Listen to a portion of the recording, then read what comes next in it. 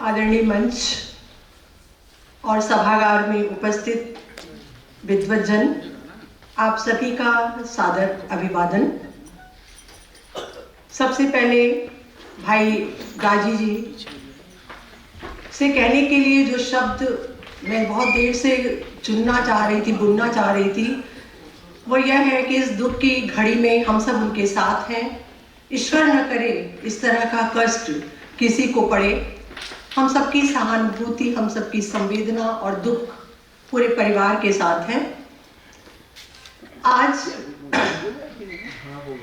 श्रद्धेय बुद्धिसेन शर्मा जी की जन्म तिथि है और हम सब उनको बहुत आदर और सम्मान से याद कर रहे हैं। सबसे पहले उनकी स्मृति को भावभीनी श्रद्धांजलि। गुप्तगू पब्लिकेशन को बहुत बहुत बधाई और गाजी साहब और गुप्तगू की पूरी टीम को बहुत बहुत बधाई कि उन्होंने उनके जन्मदिन पर इसका प्रकाशन और इसका लोकार्पण और इस पर चर्चा भी रखी। क्योंकि मुझे इस पर बोलना नहीं है, लेकिन किताब का शीर्षक इतना आकर्षक लगा। हमारे चाहने वाले बहुत हैं। यद्यपि मेरी उनसे कभी कोई मुलाकात नहीं हुई, लेकिन गुप्तगू की संस्था में आने पर मैंने उनके नाम को सुना और शहर में लगभग 29 साल से रहने के कारण मैंने उनके नाम को सुना, उनको थोड़ा बहुत पढ़ा भी, लेकिन उनसे मेरी कोई व्यक्तिगत मुलाकात नहीं थी। लेकिन आज उनकी जन्मतिथि पर उनकी पुस्तक जब मेरे सामने आई तो मुझे लगा कि ऐसा कवि सहृदय जो हिंदी का नहीं, उर्दू का भी, या हम कहें हिंदुस्तानी का एक ऐसा लोकप्रिय कवि जिसे हम लोगों ने खो दिया और उन्हें हम आज स्मरण कर रहे हैं। और शायद उनके शीर्षक में कहीं ना कहीं मैं भी उसमें शामिल हो रही हूँ, क्योंकि वो शीर्षक है हमारे चाहने वाले बहुत हैं। जीते जी चाहे रहे ना रहे, लेकिन उसके बाद भी अगर लोग हमें याद करते हैं तो वह इन कृतियों के माध्यम से, रचना के माध्यम से और कविताओं के माध्यम से, और इसीलिए हम लोग आज यहाँ पर एकत्र हुए हैं और उन्हें याद करते हैं। और इनकी मैंने जहाँ तक इस सुल्तानपुरी की बात की, और सुल्तानपुर में ही वो अंतिम दिनों में रहने लगे थे, मैं अपने आप का लोभ जो संवरण नहीं कर पाई, क्योंकि मेरा मायका भी सुल्तानपुर जिले में है। तो इसलिए मुझे पता नहीं क्यों इस पुस्तक के प्रति भी बहुत आत्मीयता हुई और मैं इस पर चूंकि पढ़ नहीं पाई तो बहुत मैं बोलना नहीं चाहूँगी, लेकिन कुछ पंक्ति मैंने अभी उल्टी तो मुझे बहुत अच्छी लगी, वो मैं आपके सामने रखना चाह रही हूँ। दर्द जैसा भी हो पल भर में हवा होता है, दर्द जैसा भी हो पल भर में हवा होता है, याद उन्हें कीजिए फिर देखिए क्या होता है। ये उन्हीं की पंक्ति है और बरबस मुझे बहुत अच्छी लगी, तो मैंने सोचा कि आपके सामने मैं रखूं। तीसरे का तो गुजर ही नहीं होता, वहां आप होते हैं जहां और खुदा होता है, आप होते हैं जहां और खुदा होता है। इन पंक्तियों के साथ मैं मिश्र जी को, शर्मा जी को मैं अपनी भावभीनी श्रद्धांजलि और श्रद्धा सुमन अर्पित करती हूँ कि वह हम सब में कहीं ना कहीं उस प्रेरणा का विकास करते रहें और रचनाबद्ध करते रहें। मैं भाई यश मालवीय जी की तरह और लोगों की तरह कवि तो नहीं हूँ, लेकिन पढ़ाने का शौक है और विद्यार्थी हूँ हिंदी की, और मुझे ये मौका दिया है गाजी साहब ने और अशोक श्रीवास्तव जी ने कि मैं उनकी पुस्तक पर थोड़ी सी चर्चा आपके सामने करूं। सबसे पहले अशोक श्रीवास्तव कुमुद जी को बहुत बहुत बधाई। मुझे याद लगता है कि जब मैंने इसको पढ़ा तो उनका काव्य संग्रह अभिव्यंजना भी मैंने कहीं पढ़ी थी, और सबसे अच्छी बात ये लगी कि जिस परिवेश में हम रहते हैं, शुक्रवार को आप मुझसे मिलने आए थे और मैं सीएमपी महाविद्यालय में हूँ, और अशोक जी ने बताया कि मैं यहीं का विद्यार्थी हूँ। 79 में मैंने वहाँ से पढ़ाई की थी, तो मुझे ये लगा कि उसके बाद आप न तो कविता के क्षेत्र में थे, ना आप साहित्य के क्षेत्र में थे, आप पर्यावरण से जुड़े रहे, और फिर भी आपका इतना लेखन हिंदी में है और लगातार आप अनवरत रूप से लिखते रहे हैं। और उसी प्रक्रिया में सोधी महती आज हमारे और आपके सामने है, और जहां गांव की उस सोंधी सोंधी जो मिट्टी है, धरा है, जिस पर पानी की बूंद पड़ती है तो उसकी भी एक महक होती है, और बूंद ना हो और वहाँ के आबो हवा में भी एक महक होती है। उसी तरह से इनके पूरे काव्य संग्रह में वो महक छिटकी पड़ी हुई है, बिखरी पड़ी हुई है, और बस दृष्टि डालने की देर है। जब आप देखते हैं तो लगभग अभी बहुत ही व्यापक रूप से चर्चा इस पर हो चुकी है, लेकिन मुझे लगा कि बहुत जो चीजें उन्होंने बहुत अच्छे से, बहुत विस्तार से, और मेरे लिए तो कोई जगह ही नहीं छोड़ी भाई ने, लेकिन फिर भी जो 30 कविताएं हैं, लगभग ईश वंदना से आप शुरू करते हैं, गणेश वंदना से, और फिर सरस्वती वंदना करते हैं, और उसके बाद आपने गांव की राजनीति, वहाँ की नेतागिरी, चुनाव, स्त्री जीवन, पर्यावरण, खेती किसानी, रहन सहन, अंधविश्वास, इन सारी चीज़ों को कविताओं में बड़े अच्छी तरह से उन्होंने पिरोया है।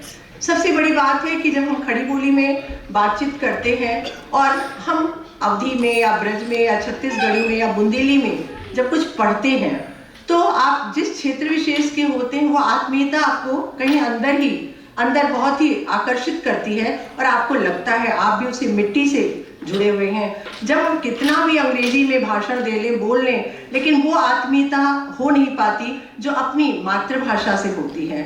तो इस सोंधी महक की एक सबसे बड़ी जो खासियत मुझे लगी वो अवधी की बोली है। बीच बीच में आप तांत्रिक छंदों के माध्यम से, मुक्त छंदों के माध्यम से अपनी बात को स्पष्ट करते हैं, क्योंकि गंवई जो भाषा है, हमारी जो देशज भाषा है, उसकी एक अपनी महक है, लेकिन आपने पूर्ण रूप से उसको नहीं रखा है।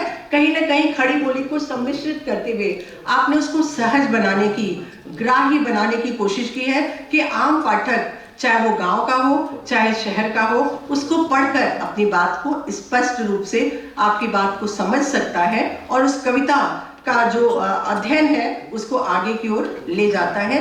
कुछ परिदृश्य हैं इसमें, जैसे एक है होली बिहान बा, या परिवार नियोजन, या औरत।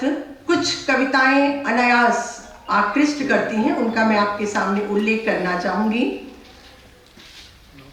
आपने मुहावरे और लोकोक्तियों से परिपूर्ण भाषा का भी प्रयोग किया है, जैसे डीजल बिजली दिन बिन बढ़ता, भैंस गई अब पानी में, कर्जदार को बुधिया रोवे, माझा ढील किसानी में। इन चीज़ों के साथ भी आपने वो भाव जोड़ने की कोशिश की है जो बुधिया जैसे पात्र, जब आप पूरे काव्य को देखेंगे तो आपको लगेगा कहीं ना कहीं जो होरी और धनिया की बात आती है वो बीच बीच में क्यों हम आकृष्ट होते हैं। लेखक क्यों अपने, या कवि क्यों अपने रचना में गोबर को लेता है, होरी को लेता है, बुधिया को लेता है, जुनिया को लेता है, सिलिया को लेता है, हामिद को लेता है, तो कहीं ना कहीं वो पात्र आपको छूते हैं, स्पर्श करते हैं। आपने भी, अशोक जी ने भी अपने इस काव्य संग्रह में बुधिया के माध्यम से इस बात को स्पष्ट करना रहा, जो अभाव ग्रसित तो है लेकिन फिर भी वो चेतना युक्त हैं, वो विपत्तियां तो झेलते हैं, लेकिन साथ ही साथ गांव की सक्रियता उनकी रचना में पूरी तरह से दिखाई देती है, और उनके वक्तव्य में भी जो बुधिया के माध्यम से वे कहलवाते हैं। जैसे एक लाइन है, लड़े मुकदमा गौवा पूरा, पंचायत बदहाली में, मूछ न होवे नीची चाहे, जिए मरे फटहाली में।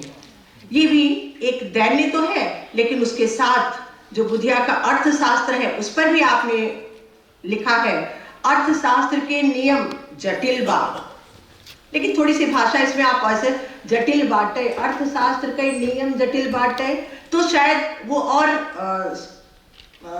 अच्छा लगता थोड़ा सा, क्योंकि मेरी दृष्टि थोड़ा है, मैं उस पर इसीलिए दोनों चीजों पे स्पष्ट करना चाहूंगी जो मुझे कहीं खटका। बाढ़ की जगह आप बाटे भी कर सकते थे, बुधिया समझ नहीं पाए बा, मड़ई के दिन फिरत नहीं बा, GDP बढ़ता जाए। तो इसका जो कविता का जो भाव है वो अर्थशास्त्र के नियम के अनुसार आपने बताने की कोशिश की, लेकिन जो लयात्मकता आनी चाहिए थी इन छंदों में वो शायद कहीं ना कहीं बाधित होती दिखाई देती है, लेकिन नीचे उसमें उतनी चीज नहीं है। सब चीजों की कमी नहीं बा, दिखत सकल दुकानों में, छोटी जेब पहुंच से बाहर, कीमत बा आसमानों में। आसमानों में जो कीमत छू रही है उसका भी आपने बहुत ढंग से उजागर किया है। तन मन संवरा गांव धूल में, गांव छोड़ नहीं पाएगा, जाएगा ना शहर गांव से, जीवन गांव बिताएगा। ये बुधिया की हालत है। बुधिया नहीं चाहते गांव छोड़ना, लेकिन आज अपने जीवन यापन के लिए नवयुवक हो चाहे जो भी हो, अपने गांव को छोड़ के शहर की ओर पलायन करते जा रहे हैं, क्योंकि गांव में वो सारी सुविधाएं उनको रहने और जीवन यापन की तो मिलती हैं, किंतु रोजी रोजगार उस रूप में नहीं है, इसलिए शहर जाना आवश्यक है। आज भी गांव से ही बड़े बड़े अधिकारी निकलते हैं, क्योंकि वहाँ की पढ़ाई का जो स्तर है वो पहले बहुत अच्छा हुआ करता था। वहाँ के विद्यालय और शिक्षकों की नीति प्रकृति पर भी आपने अच्छा और करारा आघात किया है। आपने पूरी तरह से उसको उभारने की कोशिश की है। इसमें किसी भी अध्यापक के आत्मसम्मान को कहीं चोट नहीं पहुंचती, बल्कि प्राइमरी स्कूल की जो आज भी गांव में हालत है कि लोग नौकरी तो पा जाते हैं लेकिन अपने अध्यापन से सर्वथा विरत होते हैं, क्योंकि तमाम सरकारी जो पद्धतियां हैं उनको पढ़ाने के अतिरिक्त सारे कामों में लगा देती है, इसलिए अध्यापन कार्य उस रूप में नहीं हो पाता जिस रूप में होना चाहिए। आपने उसका भी अंकन बहुत बखूबी अपने काव्य संग्रह में किया है। घर घर में नव स्कूल चलत बा, दशा खराब पढ़ाई का, शिक्षा की दुर्दशा हो रही, धंधा बनत कमाई का। आपने नीचे एक नोट भी लगा दिया है कि कहीं भी अध्यापक आहत न हो, उसके आत्मसम्मान को ठेस न पहुंचे। आप किसी अध्यापक की बात नहीं कर रहे हैं, जो आज की पद्धति है, जो शिक्षा की स्थिति है, उसका आप खुलासा करते हुए इस बात को स्पष्ट करते हैं। आपने स्त्री विमर्श कहें या औरत के बिना तो कोई समाज ही नहीं चल सकता, वह परिवार और समाज की एक धुरी है, उस पर भी आपने अपनी लेखनी चलाई है। लेकिन उसकी जो स्थिति है, जो गांव में आज भी महिलाएं बहुत समर्थ हो गई हैं, सशक्त हो गई हैं, लेकिन आपने उस आम महिला को रेखांकित करने का जो प्रयास किया है, गौवा गौवा बिजली पहुंची, घर घर में उजियारा बा, औरत जात अबों दुखियारी, मन छाया अधियारा बा। यहाँ उस औरत की बात है जो गांव में है, दीन है, हीन है, और आपने उस कन्या की भी स्थिति को इसी कविता में उजागर किया है कि कन्या चाहे शहर में हो या गांव में हो, माँ बाप के पास अगर एक या दो से अधिक हो जाती है तो वो निश्चित रूप से वह उसको बोझ लगती है। उसे भले न बोझ हो, लेकिन समाज उसे बोझ समझने के लिए बाध्य करता है, उसका भी आपने बखूबी अंकन किया है। बोझ लगे क्यों कन्या सबको, शोक जन्म पर काहे का, गृह लक्ष्मी कुल बधू कहावे, फिर सब क्यों मिली डाहे का। ये स्थिति आपने समाज में स्थिति बयान की है, लेकिन उसके आगे उसकी सशक्त प्रेरणा को भी आपने बुधिया के माध्यम से ही कहलवाया है। घूमे बुधिया अलख जगावे, औरत के अधिकारे का, सोच बदल दे गौवा मनई, करता जतन सुधारे का। कितना भी एक आपने पात्रों के द्वारा सुधार करने और उसको स्त्री के अधिकारों के प्रति सजग बनाने की कोशिश की है, लेकिन स्त्री तो सजग तभी बनती है जब वह आत्म रूप से आत्मनिर्भर हो और उसके बाद आत्म सजगता अंदर से आए, तो उसका घर परिवार समाज सब उसे आगे बढ़ाने में मदद करते हैं। अगर हम स्वतः पीछे हटते जाएं तो हमारी मदद परिवार समाज क्या ईश्वर भी नहीं कर सकता। इन चीजों को भी आपने बखूबी इस्तेमाल किया है। अशोक जी ने नेतागिरी कविता में गांव में और शहर में दोनों जगह नेतागिरी की कोई कमी नहीं है, लेकिन गांव की जो नेतागिरी होती है, गांव में जो चुनाव की प्रक्रिया होती है, उन सबका आपने खुलासा किया है और लिखा है। लोकतंत्र में संख्या ऊपर नहीं कदर गुणवानों की, चोर माफिया MP होवें बड़ी कदर बलवानों की। इस रूप में आपने ग्रामीण समाज की अंतस चेतना के साथ उसकी बाह्य चेतना और चुनाव की प्रक्रिया में आजमाई जाने वाली सारी स्थितियों को भी आपने सजग ढंग से उजागर किया है। एक कवि, एक साहित्यकार और सजग रचनाकार वही होता है जो पूरे सामाजिक परिदृश्य को लाने का, दिखाने का, लेखनी के द्वारा उसे आबद्ध करने का प्रयास करता है। और उस रूप में आपने बखूबी कुमुद श्रीवास्तव जी ने इस काव्य संग्रह में प्रयास किया है और उस सोधी महक को हम सबके बीच बिखेर दिया है, जो हम शहरी जीवन में रहकर भी गांव से जुड़ सकते हैं, उसको जान सकते हैं, पढ़ सकते हैं और वह हम सबके बीच है और वो महक कहीं गायब नहीं होती, वह महसूस करने की चीज होती है। पुनः रचनाकार को और गुप्तगु की पूरी टीम को बधाई, धन्यवाद।